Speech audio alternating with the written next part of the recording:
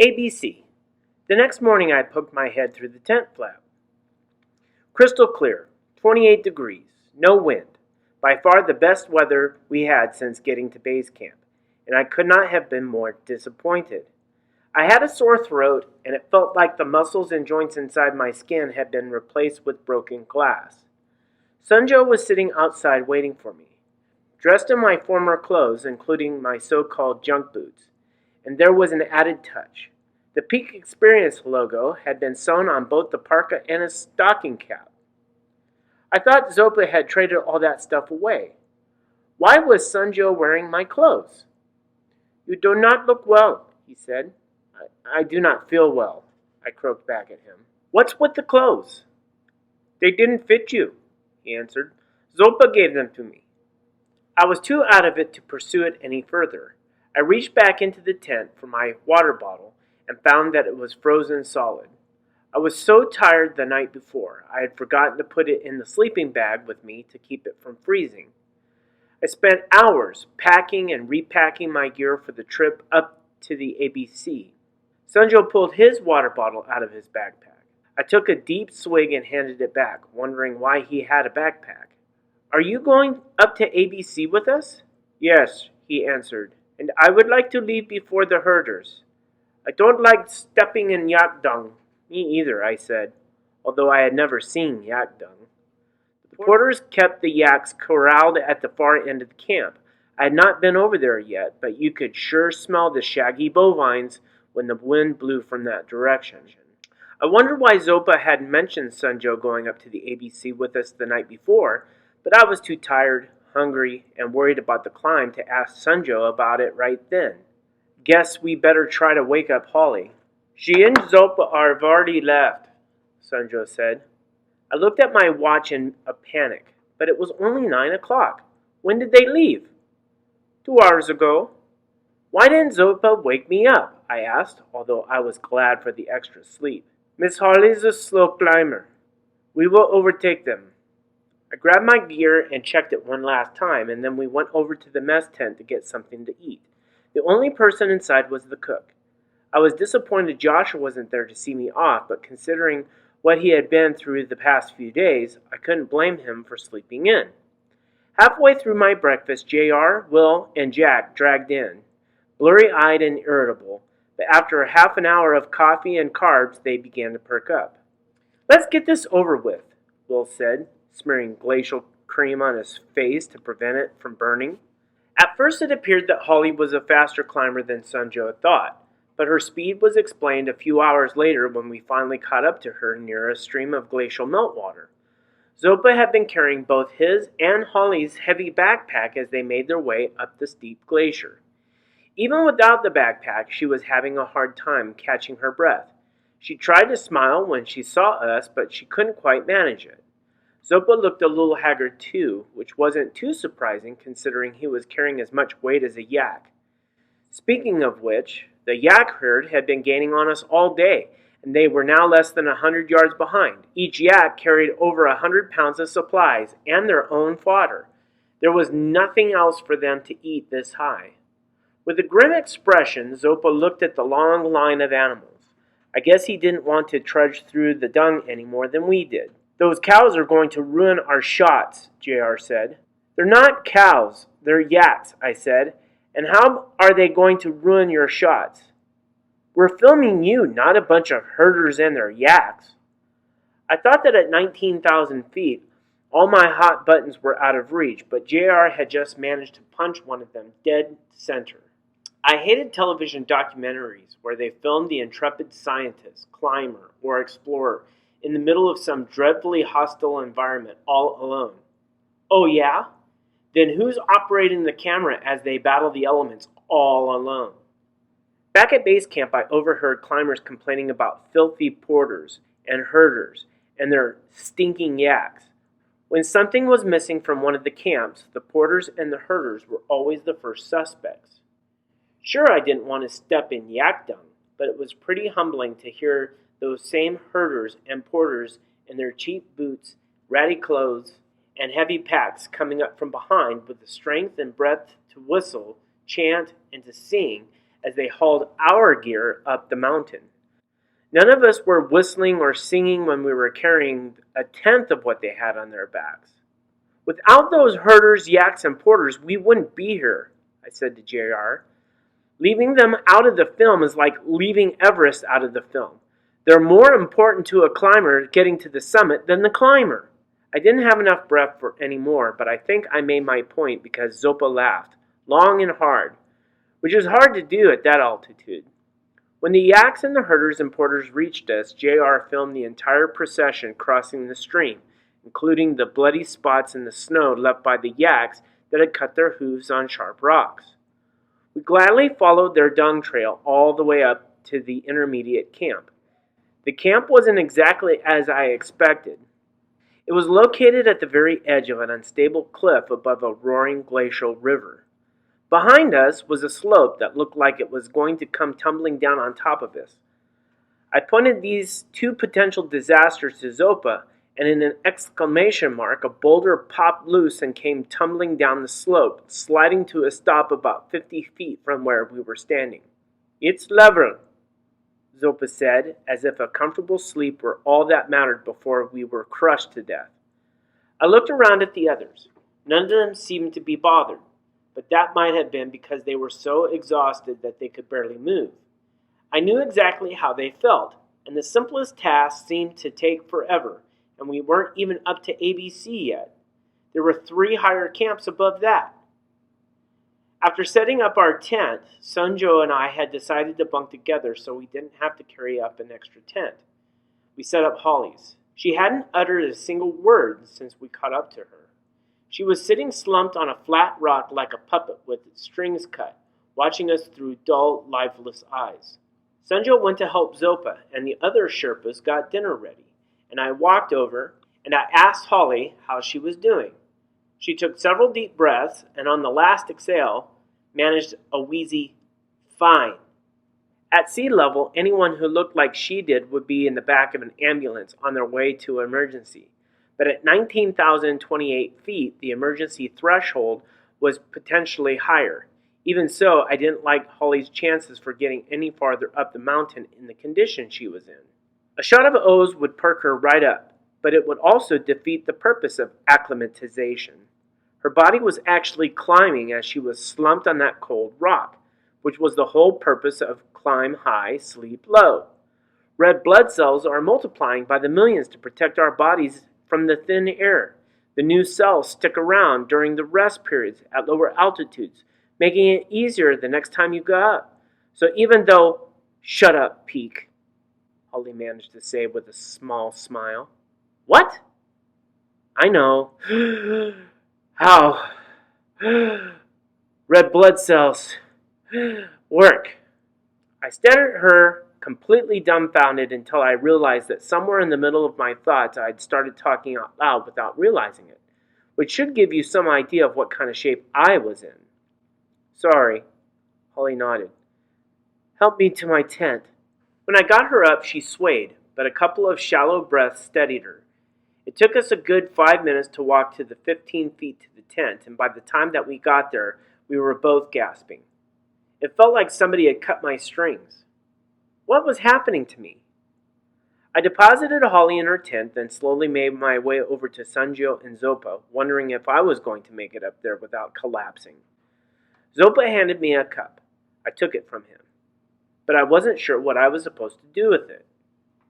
"Drink," he said. "Oh yeah," I thought sluggishly. "A cup. You drink from it." That first sip flowed down my esophagus and hit my belly with some kind of magic elixir. "What is this stuff?" Zopa stared at me.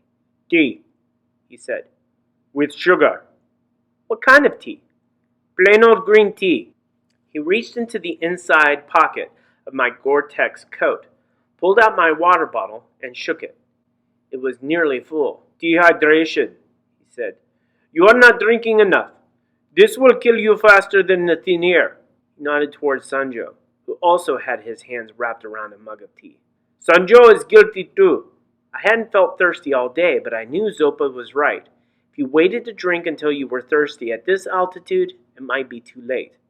"Holly!" I said with alarm, thinking she was suffering from dehydration too.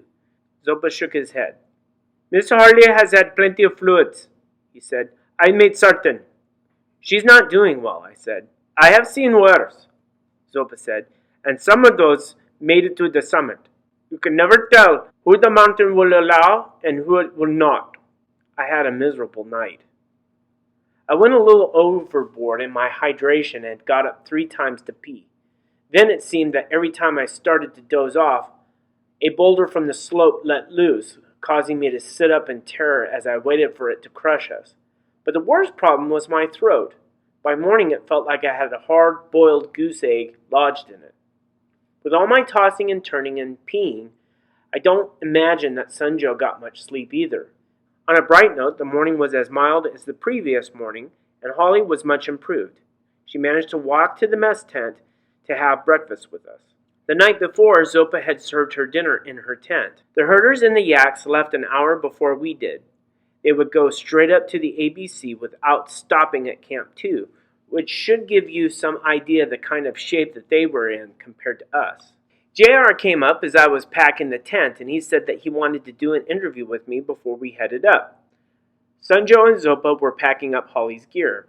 I had already done several of these interviews down at base camp, and I dreaded doing any more. I had discovered that a camera in my face and a microphone boom dangling above my head turned me into a babbling idiot.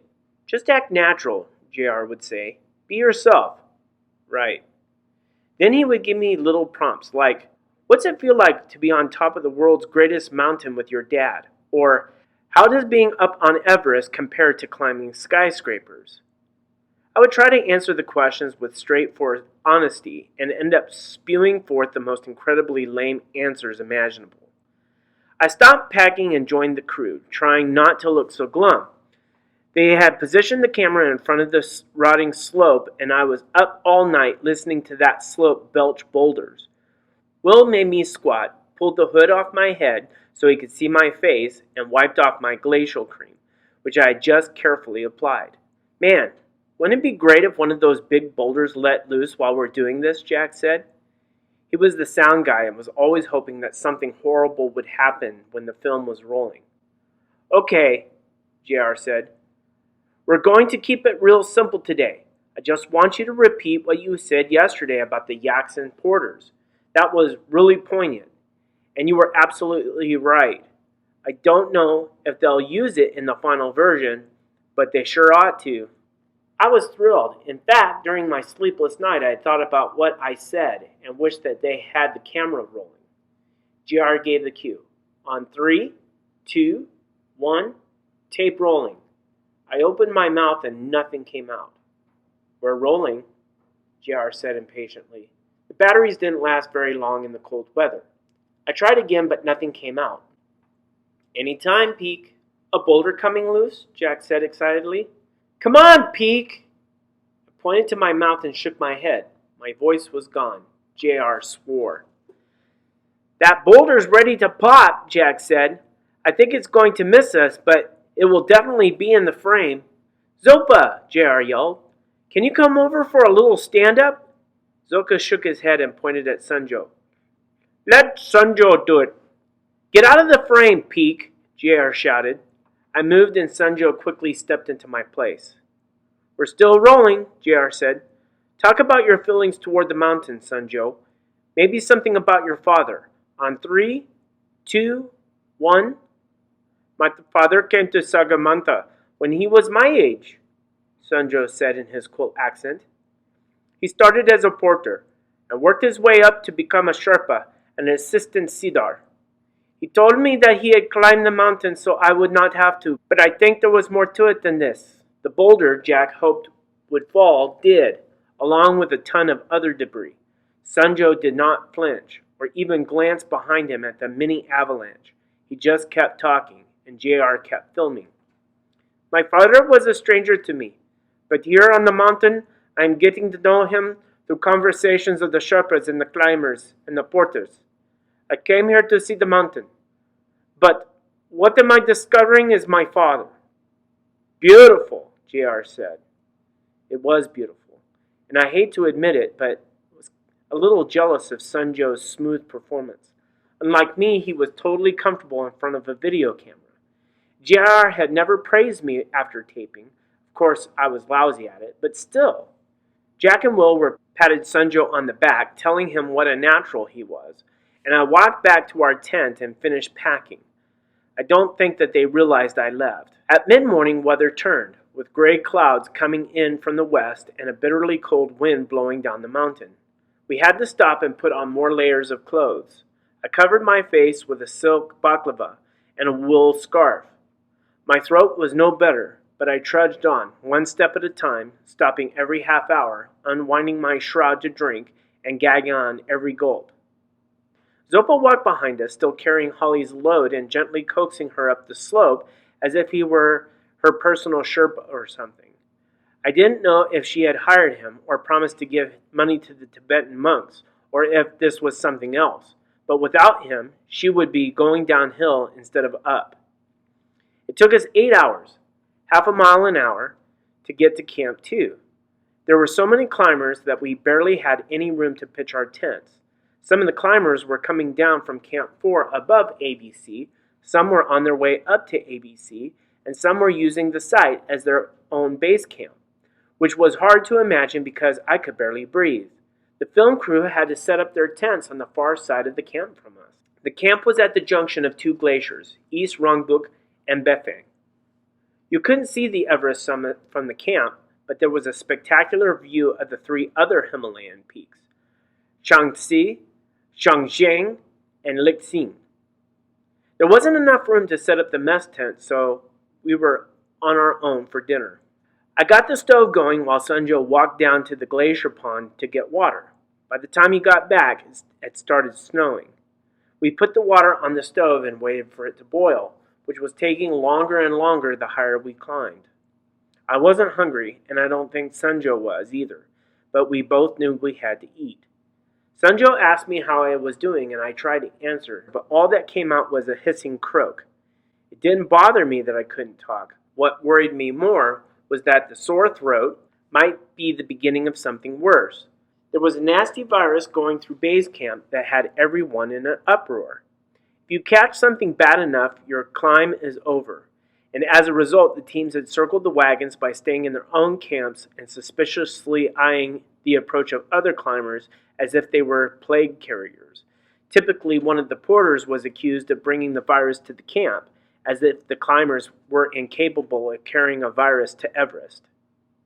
As we had waited for the water to boil, we watched Zopa set up Holly's tent, which she crawled into as soon as it was up. He then put his own tent and started making their dinner. "I was talking to one of the other climbers," Sunjo said. "He told me that tomorrow will be a big test. He's been up to ABC and has spent one night at Camp 4. He said that if we make it that far, we should be able to make it to the summit." I should have been paying more attention to what Sunjo was saying, but at that moment, I was having a minor crisis that had nothing to do with my sore throat. What was causing the meltdown was the fact that it had been a relatively easy day, but I was a complete wreck. You can never tell who the mountain will allow and who it will not. Zopa's words had been echoing in my brain all day, and I was betting that Peak Marcello was in the not crowd, right beside George with the clogged heart and Francis in the Gamoff bag. Dr. Wu had been wrong about my conditioning, or else I had screwed myself up by getting dehydrated. But if that was the case, why wasn't Sunjo suffering? I looked over at him. He was stirring the pot, chattering away like we were camped on the beach. The next morning, Zopa dragged us out of our tent before dawn. There was about a foot of new snow on the ground, but it had stopped falling. "Hard climb today," he said, "and we need to get up fast, or there won't be a place to pitch out the tents. How's your throat?" I shook my head. My voice was still gone, but I didn't feel any worse than I had the night before, which I considered a victory. Outside the camp, we started up the trough, a depression that sits between two rows of jagged ice pinnacles that looked like giant canine teeth. The main path was well worn and clearly marked by yaks. Zopa warned us to stay on the path. "If you wander off it, even to take a pee, you could be lost forever in the ice maze." I promise this is not the last time I'm going to talk about the high altitude bodily functions. Answering a call of nature on the mountain is a huge ordeal because at that altitude you can't do anything fast, and you have to take a layer off after layer of clothing. If you can delay your climb by half an hour or more, which can ruin your chances of getting higher because bad weather moves in so quickly. This is why you try to take care of all of this before you leave camp. About noon, we ran into porters, yaks, and herders heading back down to base camp. They were still whistling and singing, and I was tempted to get in line with them. I think the only thing that stopped me was that Holly had been in front of me all day long, and I wasn't about to let her get any higher up the mountain than me. 2 hours later, we got our first look at ABC.